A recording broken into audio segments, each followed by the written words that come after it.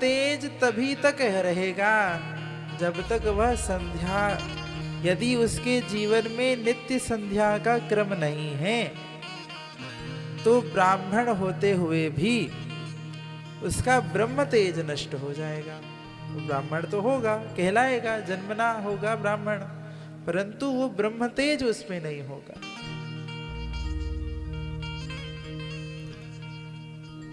3 दिनों तक यदि संध्या न करी जाए तो पुनः पूरा उपनयन संस्कार, जनेऊ संस्कार दोबारा करने का विधान है।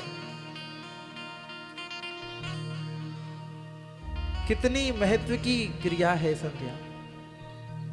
हमारे गुरुजी कहते, कोई व्यक्ति, कोई ब्राह्मण कुछ न करता हो और कोई साधना न करता हो, कोई कर्म भी न करता हो, कहीं न आता जाता हो, पर फिर भी यदि वह श्रद्धा पूर्वक तीनों समय में संध्या नियम पूर्वक, श्रद्धा पूर्वक संध्या करता है, संध्या उपासना करता है, तो ये बात बिल्कुल निश्चित है कि वह कभी दरिद्र नहीं होगा, कभी भूखा नहीं होगा। भगवान स्वयं आकर के उसका पोषण करते हैं।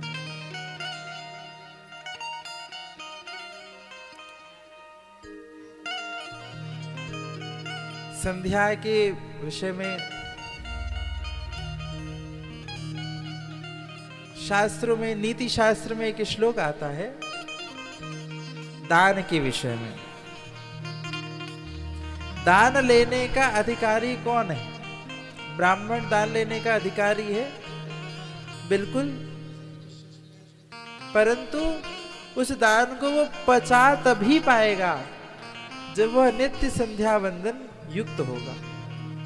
उसके बिना वो दान के द्वारा ली गई सामग्री को पचा नहीं सकता।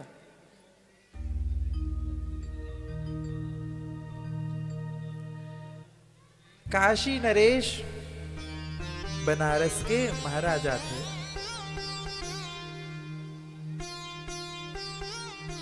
उन्होंने अरिष्ट दान किया। महाराज काशी के राजा ने अपने अरिष्ट दान किया। उनके पुरोहित जी ने एक स्वर्णिम का पुतला बनवा करके, स्वर्ण का, राजा के समान उसकी वजन के माप का एक स्वर्ण का प्रतिमा बनाई और उस प्रतिमा में राजा के द्वारा जाने अनजाने में, अब राजा है तो अनंत अपराध बनते भी हैं, युद्ध भी लड़ना पड़ता है, हिंसा भी होती है, सब कुछ होता है। तो सारे पापों को, समस्त पापों को उस स्वर्णिम प्रतिमा में स्थापित किया और उसको दान करने के लिए उद्घोषणा करी कि कोई आवे और राजा के समान उसके अनुपात का यह स्वर्णिम प्रतिमा दान में लेकर के जावे। बड़े बड़े विद्वान ब्राह्मण सब आए महाराज काशी महाराज के पास।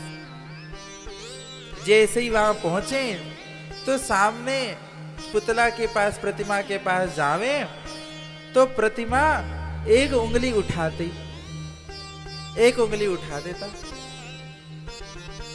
प्रतिमा उंगली उठाता, पुतला उंगली उठाता। ये बहुत पुरानी घटना नहीं, सच्ची घटना बता रहे हैं हम आपको।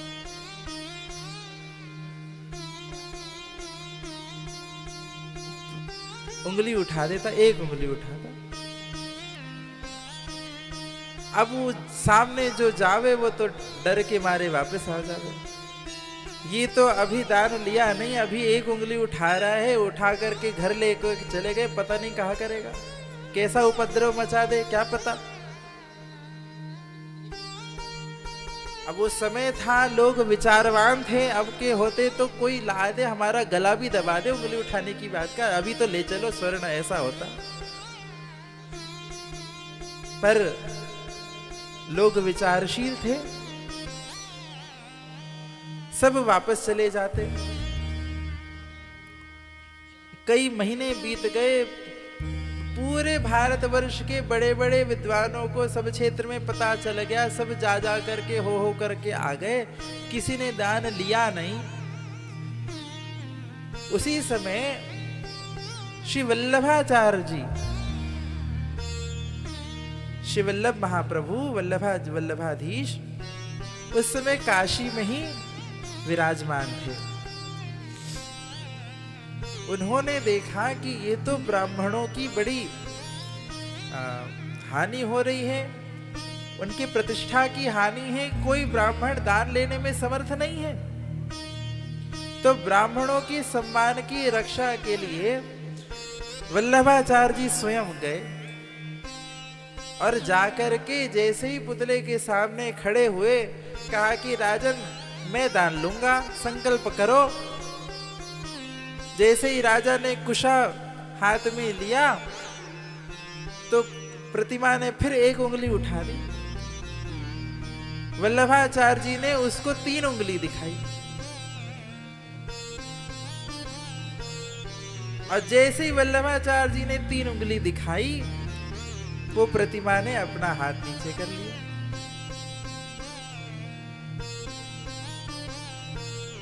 राजा ने दान लिया, राजा ने दान दिया। वल्लभाधीश दान लेकर के स्वर्ण की प्रतिमा लेकर के आए और ला करके एक रत्ती भर स्वर्ण भी अपने पास नहीं रखा, सबको छोटा छोटा छोटा छोटा हिस्सा बना करके सब ब्राह्मणों को बांट दिया।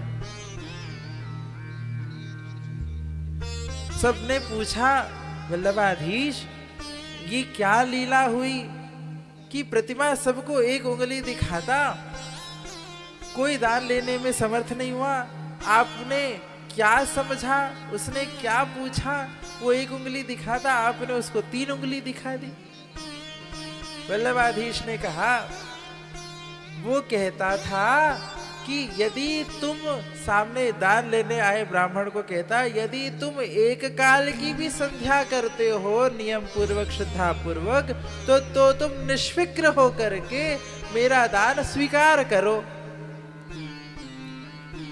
और मैंने तो कहा तुम एक काल की संध्या की बात करते हो, मैं तो त्रिकाल संध्या विधि पूर्वक करता हूं। ऐसी संध्या की महिमा है।